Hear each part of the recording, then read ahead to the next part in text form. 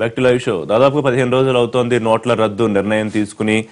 కష్టాల గురించి మాట్లాడుకుంటున్నాం. అయితే ముఖ్యంగా పెళ్లిళ్ల సమస్యలు, సామాన్యులు మధ్యతరగతి జీవులు పెళ్లిళ్లు వాయిదాలు వేసుకున్నారు. కొంతమంది ఏదో తూతుమంత్రంగా కానిచ్చారు. కానీ చాలా వైభవంగా, అంగరంగ వైభవంగా దాదాపు 500 కోట్ల బడ్జెట్ అని చెప్తున్నారు. గాలివారి ఇంట్లో వివాహం జరిగింది. మరి దాని మీద పరిణామాలు చూస్తే ఐటీ శాఖ నిన్న ఇళ్లలోనూ ఆఫీసుల్లోనూ సోదాలు చేసింది. దాని పరిణామాలు ఎలా ఉంటాయి, ఇప్పటికే ఆయన మీద ఉన్న కేసులకు సంబంధించి దాని తర్వాత ఏ రకంగా ఉంటుంది. మరోవైపు బాబు చాలా సీనియర్ పొలిటీషియన్, అలాగే ముఖ్యమంత్రిగా పనిచేశారు, సీనియర్ నాయకుడు. ఆయన సంప్రదించుంటే బాగుండేదని నేను తెలుగుదేశం నాయకులు అభిప్రాయపడ్డారు. ఇంత ఇబ్బంది ఉండేది కాదేమో, ముందుగానే వారితో ఒక మాట సంప్రదించుంటే అని చెప్పి. ఇవాళ బీజేపీతో పాటు ఎన్డీఏలో భాగస్వామిగాను తెలుగుదేశం పార్టీ కూడా వ్యతిరేకత మూటగట్టుకోవాల్సి వస్తోంది అని కామెంట్స్ చేశారు. పనిలో పనిగా జగన్మోహన్ రెడ్డి మీద కూడా కామెంట్స్ చేశారు.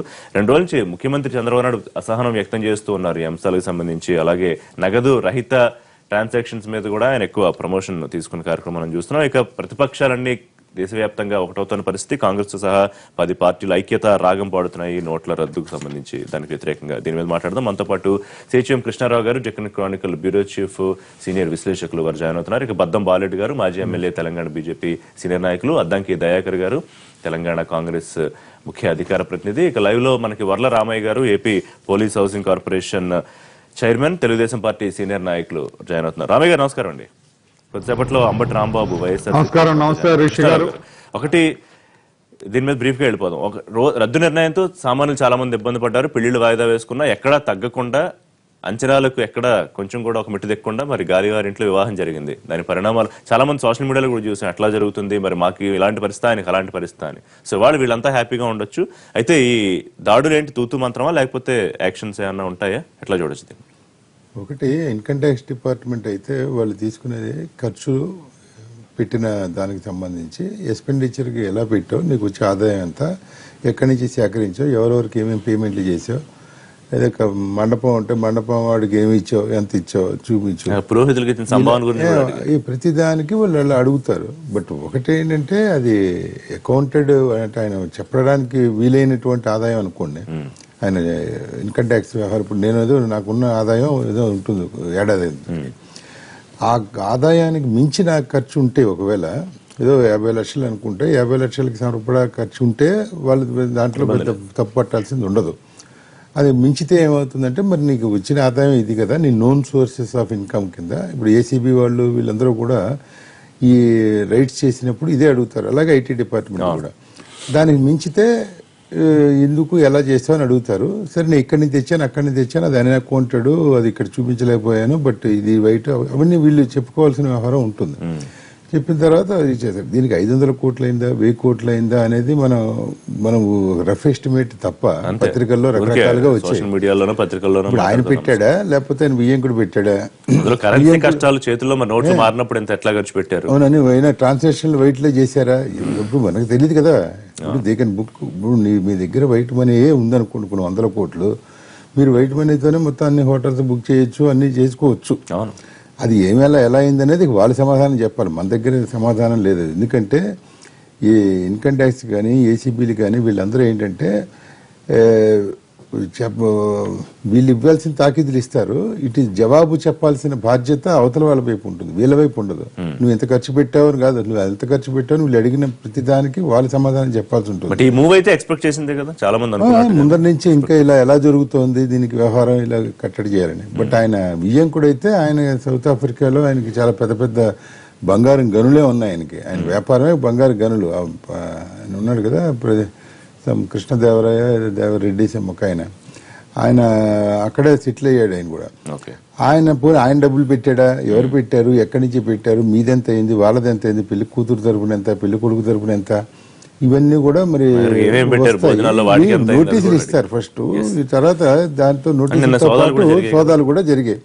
ఏమిటి కదా, ఎందుకంటే గాలి జనార్దన్ రెడ్డి గారి మీద అప్పుడు ఒక ఆరోపణ వచ్చి గనుల వ్యవహారానికి సంబంధించి ఓబులాపురం మైన్స్ కి సంబంధించి చేసినప్పుడే ఆయన దాదాపు ఏడాది పైన జైల్లోనే ఉన్నాడు.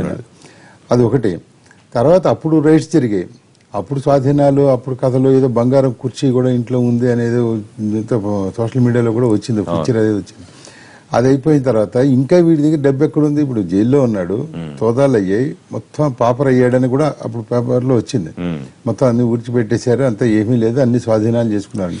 మళ్ళీ కొత్తగా సరికి ఎక్కడి నుంచి వచ్చింది, మొత్తం నగదు ఎక్కడి నుంచి వచ్చింది, ఇవన్నీ కూడా there are subjected to verification. ఇప్పుడు వాళ్ళు ఎలాగో చేస్తున్నారు కాబట్టి ఒకటే. ఇప్పుడు అంత పెద్ద లావిష్గా చేసి అదే పెళ్లి పత్రికే కొన్ని లక్షల కోట్లు ఖర్చు పెట్టి దానికి ఏంటంటే దేశవ్యాప్తంగా అందరి దృష్టి అందరినీ ఆకర్షించడానికే కదా ఇవన్నీ అంటే ఏం జరుగుతుంది అనేది కూడా అందరూ వెయిట్ చేస్తున్నారు. రామయ్య గారు ఎట్లా చూస్తున్నారు అంశాన్ని? ఐటీ సోదాలు చేయడం అందరూ మనం ఇప్పుడు అనుకున్నట్టుగా దేశవ్యాప్తంగా చర్చించుకున్నారు. మొత్తం మీడియా, సోషల్ మీడియాలో అంతా 4-5 రోజులు ఆ పెళ్లి సంబరాలు, ఆ వీడియోలు, లేకపోతే శుభలేఖలు వీటి గురించి మాట్లాడుకున్నాం. సో ఇవాళ ఐటీ దాడులు చేసిన తర్వాత ఏం జరగచ్చు అనుకుంటారు? రిషి గారు, మీకు అక్కడ పెద్దలు, మా కృష్ణారావు గారు, రాష్ట్రాలు రెండైన తర్వాత మొట్టమొదటిగా కృష్ణారావుని చూస్తున్నాను నేను. అందరికీ నమస్కారం అండి. ఇక్కడ ఒక వల్గర్ ఎగ్జిబిషన్ ఆఫ్ వెల్త్ చాలా క్లియర్ గా కనపడుతుంది. కృష్ణారావు చెప్పినట్టు ఆయన సామాన్యుడు కాదు. గాలి జనార్దన్ రెడ్డి అనే వ్యక్తి సామాన్యుడు కాదు.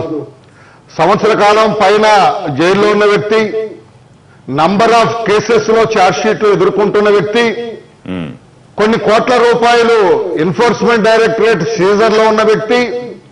ఇటువంటి వ్యక్తి ఇంత పెద్ద ఎత్తున వివాహ కార్యక్రమాన్ని చేస్తుంటే ఈ ప్రభుత్వ యంత్రాంగం నిద్రపోతుందా అని అడగాల్సిన సామాన్యుడు కూడా అడుగుతున్నాడు. నేనే కాదండి, సామాన్యుడు కూడా ఈ has thrown a challenge to the government. ప్రభుత్వానికి ఒక ఛాలెంజ్ విసిరినాడు అతను. సామాన్యుడు 500 ఖర్చు పెట్టడానికి ఇబ్బంది పడుతున్న నేపథ్యంలో నిన్న నేను 5,000 రూపాయల కోసం నా అకౌంట్ కోడ్ పంపించానండి. నాకు ఇవ్వలేదు వాళ్ళు. నైట్ అంత బ్యాంకింగ్ అంతా అయిపోయి క్లోజ్ అయ్యే టైంలో ఫోన్ చేస్తాం, అప్పుడు రండి తీసుకెళ్తానికని చెబుతున్న నేపథ్యంలో నా అకౌంట్ లో డబ్బు ఉంది, సఫిషియెంట్ అమౌంట్ ఉంది. 5,000 రూపాయలు విత్డ్రా చేయాలంటే నాకు కుదరలేదు నిన్న విద్యాధరపురం బ్యాంకులో. అతను ఎలా చేయగలిగాడు ఇదంతా? అందుకని నా ప్రభుత్వాన్ని ఒక ఛాలెంజ్ ఇస్తున్నాడు. ప్రజలందరూ గగ్గోలు పెట్టిన తర్వాత ఇప్పుడు ఐటీ నోటీసులు అంట. ఏంటంటే వాటి పాలనా యంత్రాంగం మీద, ప్రభుత్వం మీద, ప్రజలకు ఇది ఇప్పుడే సార్ నక్కపోయిన తర్వాత బొక్క కొడితే ఎట్లాగండి? ఇదంతా ప్రభుత్వం చాలా నిర్లిప్తగా, చాలా నిర్లక్ష్యంగా, ఊరిగా చాలా నిర్లిప్తంగా వ్యవహరించింది. ఎందుకు కారణాలు నేను వెతకట్లేదు. ఎవరితను, ఎవరి వ్యక్తి?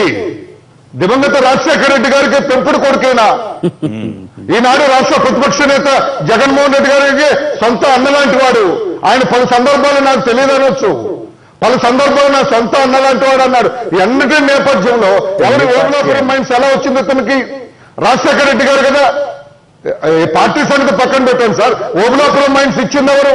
జగన్మోహన్ రెడ్డి గారు తండ్రి గారు కదా. అసలు స్టీల్ ప్లాంట్ పెడతారని వచ్చింది. స్టీల్ ప్లాంట్ ఏంటి? వీటన్నిటి వీళ్ళంతా వెనక ఎవరున్నారు? ఈరోజు ఇంకో పాయింట్ మాట్లాడుకోవాలి. ఇప్పుడు డైరెక్టర్ గారు అన్నట్టు ఆయన ఏ పార్టీ, గతంలో ఏ పార్టీ నుంచి ఆయన మంత్రిగా పనిచేశాడు? ఇప్పుడు పార్టీ ఆశీస్సులు ఏమైనా ఉన్నాయా? అందరూ కూడా దొంగకు అనుకుంటున్నట్టు కిమ్ అనుకున్న కూర్చున్నారు. ఏమిటిది? ఏం జరుగుతుంది? సామాన్యుడికి ఒక నీతి, దొంగలకు ఒక నీత, అవినీతి పనులకు ఒక నీత, చట్ట వ్యతిరేక శక్తులకి ఒక నీత. చట్ట వ్యతిరేక శక్తులను పట్టుకోరా, చట్ట వ్యతిరేక శక్తుల మీద మీరు దృష్టి పెట్టరా? మేము అడుగుతున్నాం. మేము 43,000 కోట్ల రూపాయలు సిబిఐ పేర్కొన్నది. అతను డబ్బు ఎక్కడ దాచారో బతకాల్సిన పని లేదా వీళ్ళకి? సిబిఐ గవర్నమెంట్ ఏజెన్సీ కదా చెప్పింది 43,000 కోట్ల రూపాయలు ఇతను అన్యాయంగా కొట్టేస్తే బతకాల్సిన బాధ్యత లేదా? ఏంటండి ప్రభుత్వ యంత్రాంగాలు ఏం చేస్తున్నా అండి? నెల జీతాలు కూర్చొని ఇంట్లో కూర్చుంటారా? పెట్టుకుంటే 100 నోటీసులు ఇస్తారు, 100 సోదాలు చేస్తారు. కరెక్ట్. ఏంటండి మా వారం ఇది? రామయ్య గారు, ఒక్క నిమిషం. బాలెడ్డి గారు, 2.5 లక్షలు విత్డ్రా చేసుకోవడానికి ఒక నిమిషం. రామయ్య గారు, వ్యతిరేక శక్తికి అనుకూలంగా ఎందుకు వెళ్తున్నాయి? I come back to you అండి. సో ఇవాళ నేను చూస్తే గైడ్ లైన్స్ మొన్నటిదాకా రాలేదు. నేను వచ్చిన గైడ్ లైన్స్ ఏమో చాలా కఠినతరంగా ఉన్నాయి. ఏది 2.5 లక్షలు పెళ్లికి తీసుకోవడానికి. మరి ఒకవైపు 100 కోట్లు, సరే మనకు తెలియదు కాబట్టి ఇన్ని 100 కోట్లు అని చెప్పలేము. వైభవంగా చేసుకుంటే సరే వాళ్ళ నోటీసులు ఇచ్చారు. అది ఏం జరుగుతుందో, లేకపోతే సోదాల్లో ఏం దొరికిందో అవన్నీ బయటపడాల్సింది. కానీ ప్రతివాడు ఆలోచించేది ఏంటంటే మనకు అసలు ఎంత ఇబ్బంది పడుతుంటే ఆయన అంత గొప్పగా ఎలా చేశాడని. మరి రామయ్య గారు అడిగిన పాయింట్స్ కూడా ఏమైనా చెప్పాల్సిన అవసరం ఉందా మీరు? ఇప్పుడు గాలి జనార్దన్ రెడ్డి ఏ పార్టీకి సంబంధం అనే విషయం వారు చెప్తున్నారు. మా పార్టీకి ఉన్నప్పటికీ కూడా, మా మాజీ మంత్రి అయినప్పటికీ కూడా ఆయన వ్యక్తిగత విషయం అది. పెళ్లి వివాహం అనేది శుభ కార్యక్రమం అనేది ఆయన సొంతంగా చేసుకున్నారు. అయితే సొంతంగా చేసుకున్నప్పుడు కృష్ణారావు గారు చెప్పినట్టు వాళ్ళ దగ్గర డిక్లేర్ అయినటువంటి డబ్బు ఉందా, లేకపోతే వాళ్ళ వియ్యంకుడు ఎవరైతే ఉన్నారో వాళ్ళు సవాల్ విసిరాడు, బంగారు గనులు ఉన్నటువంటి విషయం కూడా చెప్తున్నారు. మరి వాళ్ళు ఇద్దరు కలిసి పెళ్లి చేసిన దాంట్లో వాళ్ళని ఇద్దరు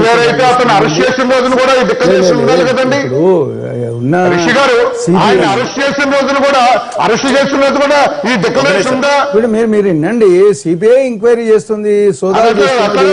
వాళ్ళ మీద వాళ్ళు ఎక్కువ ఖర్చు పెట్టినట్టయితే ఆదాయం కంటే ఆదాయంగా ఉన్న దాంట్లో ఖర్చు పెడితే వాళ్ళ మీద ఏం తీసుకుంటుందో ఆదాయం లేకుండానే ఏ రకంగా ఖర్చు పెట్టిండ్రు నల్లధనం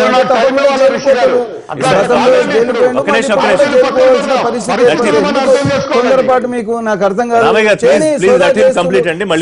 ఏం తెలుతుందో మనం చూస్తాము. సోదా చేసిన తర్వాత అతను ఏ డబ్బు ఖర్చు పెట్టిండు, లేకపోతే డిక్లరేషన్ చేసినట్టు డబ్బా, లేకపోతే వాళ్ళ వియంకులు చేసిన 800 ఖర్చు 300 కోట్లు అంటారు, 500 కోట్లు అంటారు, 1000 కోట్లు అంటారు. దానికి సంబంధం కాదు. రేపు సోదా చేసిన తర్వాత వాళ్ళు లెక్కలు తీసుకున్న తర్వాత ఇంత ఖర్చు అయింది అనేది, దేనికి పద్దు ఖర్చు అయింది అనేది వాళ్ళు తప్పకుండా తీసుకుంటారు. తీసుకోక ఊరుకోరు. అతను ఎంత పెద్ద వ్యక్తి అయినా కూడా తప్పకుండా సోదా జరుగుతుంది. ఇది వాళ్ళు అక్కడ ఉన్నటువంటి సిబిఐ కానీ లేకపోతే ఇన్కమ్ ట్యాక్స్ కానీ తప్పకుండా వాళ్ళు తీసుకునే చర్యలు ఉన్నాయి. ఏమనడానికి వీలు లేదు. అతన్ని ఇడిచిపెట్టేదే లేదు. అతను నిజంగా నల్లధనం వాడిండు అనుకో తప్పకుండా చర్య తీసుకుంటారు, ఊరుకుంటారా? గతంలో మనం చూసినాం, ములాయం సింగ్ విషయంలో కూడా చూసినాం, లేకపోతే లల్లు ప్రసాద్ విషయంలో కూడా చూసినాం. సిబిఐ ఎంక్వైరీ చేసి వాళ్ళు పెళ్లిళ్ళకి ఏ రకం ఖర్చు పెట్టి, జయలలిత కూడా ఏ రకం ఖర్చు పెట్టిందని అడిగినారు. కాబట్టి వాళ్ళకంటే పెద్ద మనిషి అయితే కాదు కదా గాలి జనార్దన్ రెడ్డి. గాలి కొట్టుకుపోతాడు. ఏముండే పెద్ద మనుషులు ఆశీస్సులు ఎందుకుంటే అండి నాకు అర్థం కాదు. ఇప్పుడు పార్టీ వ్యక్తి అయినప్పటికీ కూడా, మాజీ మంత్రి అయినప్పటికీ కూడా ఇవాళ ఆయన వ్యక్తిగతంగా చేసుకున్నటువంటి ఖర్చు అది శుభ కార్యక్రమం. దాంట్లో బయట తేలుతుంది తొందరలోనే. ఇప్పుడు గాలి జనార్దన్ రెడ్డి రాజశేఖర రెడ్డి గారికి అంటగట్టి, లేదంటే కాంగ్రెస్తో అనుకూలతను అంటగట్టి, ఏదో కాంగ్రెస్ వాళ్ళు మాత్రమే కాంగ్రెస్తో అంటగాగిన వాళ్ళకి ఈ ప్రయోజనం ఉందంటే మరి సుష్మా స్వరాజ్ గారి పెంపుడు కొడుకుగా ఉన్నది. అంతకంటే ఎక్కువ ఇలా వల్లరామయ్య గారు మాట్లాడుతున్న పార్టీ తీసుకున్న నిర్ణయమే. సుష్మా స్వరాజ్ పెంపుడు కొడుకు ఎవ్వరు కూడా అన్నారు ఆ రకంగా. మీరు కాంగ్రెస్ వాళ్ళు ఆయన నిందారోపణ చేసింది కాబట్టి నువ్వు నిందారోపణ చేయడం ఏంటి? టీడీపీ ప్రశ్నిస్తున్నది, చంద్రబాబు ఎకనామిస్టు, ఆయన సలహాలు తీసుకుంటే మంచి. అయితే నేనేమంటున్నంటే నిర్ణయం తాలూకు అన్ని జరిగిపోయిన తర్వాత గాలి జనార్దన్ రెడ్డిది విజయ్ మాల్యాది బాగా చర్చలకు వచ్చింది. విజయ్ మాల్యా ఎట్లా పోతాడు లండన్ అని చెప్పి ప్రజల నుంచి ఒక ప్రశ్న వచ్చింది. అదే టైంకు ఎస్బీఐ రైట్ ఆఫ్ వచ్చింది. రైట్ ఆఫ్ వచ్చే వరకు 12,000 కోట్ల రూపాయలు దొంగలకు నల్ల కుబేర్లకు ఎట్లా మాఫీ చేస్తుంది? రైతులకు రుణమాఫీ చేయమంటే మాత్రం 100 సాకులు చెప్పే ఎస్బీఐ ఇలాంటి ఎట్లా చేస్తుందని ఒక చర్చ. అదే టైంలో 500 కోట్లు 600 కోట్లు నాకు 500 తీసుకోవడానికేమో నేను ఏటీఎం దగ్గర పేటీఎంల దగ్గర నేను పడిగాపులు కాస్తుంటే 650 కోట్లతో వానికి పెళ్లి ఎట్లయింది? ఇప్పుడు పెద్ద ఏంది చెరువు నుంచి ఒక తూము నుంచే కదా పైసలు తీస్తున్నది మీరు. మరి ఇదకి ఎట్లా వచ్చినాయి ఇన్ని వేల కోట్ల 100 కోట్ల రూపాయలని ఒక చర్చ సామాన్యుల్లో వచ్చినప్పుడు ఇది ఏంది కంటి తుడుపు చర్యగా సమన్స్ ఇష్యూ చేసిండ్రు. సోదాలు అనేది కామన్. అది ఎప్పుడైనా సరే సోదాలు చేసినంత మాత్రం ఆయన వైట్ మనీ ఉంటే ప్రభుత్వం ఏం చేయగలుగుతుంది? ఆయనకు ఒక ఊహించిందే కూడా 1,00,000 కోట్ల రూపాయల ఆస్తులు ఆయనకు ఉన్నాయనుకోండి వైట్. ఆయన 650 కోట్లు చెంది 9,99,099 రూపాయలతో కూడా చేసుకునే హక్కు ఆయనకున్నది. కానీ ఇది ప్రభుత్వం ఎత్తుగడగా ఫోర్స్ చేసిన అంశాలు ఇవి మనల్ని చర్చని ఇటువైపు డ్రైవ్ చేయడానికి. అసలు నల్ల కుబేర్లు ఎవడు ఎక్కడున్నాడు చూద్దామని తెల్లగా చూస్తున్నారు జనం అంతా, ఒక్కడు రావట్లే. ఇగో గాలి జనార్దన్ రెడ్డి మీద నేను సమన్స్ ఇష్యూ చేసిన, చూసినవా విజయ్ మాల్యాని పట్టుకొస్తా. ఇప్పుడు నిన్నంతా నేషనల్ మీడియాలో అదే నడుస్తున్నది. ఇలాంటి ఏంది మేనేజ్మెంట్ వ్యవహారాలు కాదు ప్రభుత్వం చేయాల్సింది. మీకు 4 సిస్టమ్స్ ఉన్నాయి, ఆ సిస్టమ్స్ ఇన్వాల్వ్ చేయట్లేదు. ఇంతవరకు 40-60 అని 30-70 అని బ్లాక్ మార్కెట్ దందా జరుగుతుంటే విజయవాడలో నిన్న చూసిన మనం ఆపరేషన్లు చూస్తున్నాం. ఎక్కడ జరగట్లేదు? మనం ఇప్పుడు ఆత్మపరిశీలన చేసుకోవాలి. భాజపా మిత్రులు కూడా మనం మాత్రం స్వచ్ఛందంగా ఉన్నాం, మిగతా వాళ్ళంతా అవినీతి పరులు అని చెప్పి దుమ్మెత్తి పోసే మీకు ఇలా జరుగుతున్న తంతు అంతా ఎవరెవరు చేస్తున్నారు? గాలి జనార్దన్ రెడ్డిని ఇలా కాంగ్రెస్ పార్టీకి అంటగలుగుతారా? ఇలా మీరు ఆయన బిజినెస్ మెన్, ఆయన పోయి ఘనాలు అదే పని చేసుకున్నాడు, యుగాండాలో అదే పని చేసుకుంటే ఇండియాలో అదే చేసుకుంటున్నాడు. వాళ్ళ తాత ముత్తాతల నుంచి మైన్సే. ఎవరు ప్రభుత్వాలు ఉంటే వాళ్ళు పర్మిషన్స్ ఇస్తారు. అరే ఆయన ఒక పార్టీకి సంబంధించిన బీజేపీకి సంబంధించిన మంత్రి అనేది ఏ ప్రభుత్వం ఉంటే ఆ మంత్రి ప్రభుత్వం పనులు ఆయన తీసుకుంటారండి. వ్యక్తిగతంగా మీరు కూడా ఏ పెళ్లి రకంగా చేసుకునే మాట్లాడితే హక్కు ఆయనకున్నది. ఆయన ఎంత కాంగ్రెస్ ఖర్చు పెట్టుకుని పార్టీని చేసుకునే విమర్శిస్తలేం కదా వ్యక్తి మేము. ఉంది. కానీ ఇక్కడ రిస్ట్రిక్షన్స్ వచ్చిన తర్వాత వన్స్ మీరు నిర్ణయం చేసిన తర్వాత ప్రతి ఒక్కరికి అదే చట్టం ఈ రోజు ఉండాలి కదా. ఆ చట్టం వీళ్ళ విషయంలో ఎందుకు వైలేట్ అవుతుంది అనేది సామాన్యుని ప్రశ్నకు మీరు సమాధానం చెప్పండి. కంటిన్యూ చేద్దాం. చిన్న బ్రేక్ తీసుకుందాం. బ్రేక్ తర్వాత సీనియర్ పొలిటీషియన్ విజనరీ నేత చంద్రబాబు నాయుడు సలహాలు తీసుకుంటే ఇబ్బందులు వచ్చి ఉండేవి కాదా? తెలుగుదేశం నాయకులు ఇలా అభిప్రాయపడుతున్నారు. ఇప్పుడు బీజేపీ ఏం సమాధానం చెప్తుంది? అలాగే పార్లమెంట్ లో